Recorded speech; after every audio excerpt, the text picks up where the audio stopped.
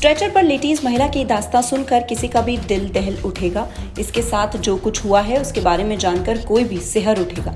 जी हाँ, इनकी जान तो बच गई, लेकिन इसका एक पैर काटना पड़ा। जब पैर काटने की वजह जानेंगे तो रूह कांप जाएगी। दरअसल चारों लोगों ने पहले इसके साथ हैवानियत अंजाम दी, फिर इसके पैर को बाइक से कुचल डाला। मामला मथुरा के कोसीकला थाने इलाके का है।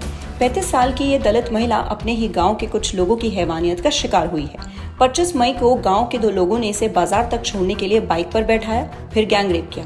महिला ने जब विरोध किया तो 4 लोगों ने मिलकर उसके पैर को बुरी तरह मोटरसाइकिल से कुचला, फिर बेहोशी की हालत में उसे पटरी पर छोड़कर फरार हो गए। 1.5 महीने तक मथुरा, आगरा और पलवल इलाज चलने के बाद आखिरकार इसके एक पैर को काटना पड़ा, तब उसकी जान बच पाई।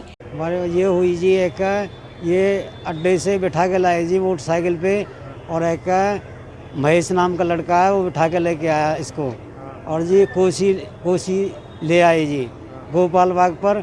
इनको एक कोल्ड ड्रिंक पिलाई, कोल्ड ड्रिंक पिला के उसमें नशे की चीज़ डाल दी जी, एक बेहोश हो गई है।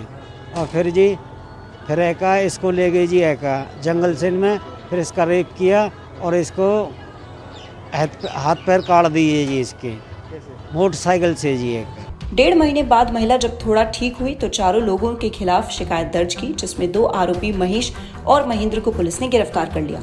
बाकी 2 की धरपकड़ के लिए छापेमारी चल रही है। थाना कोसीकला निवासी एक महिला ने थाने पर आकर सूचना दी कि उसके गांव के 2 व्यक्तियों द्वारा मोटरसाइकिल से ले जाकर उसके साथ जबरन शारीरिक संबंध बनाए गए।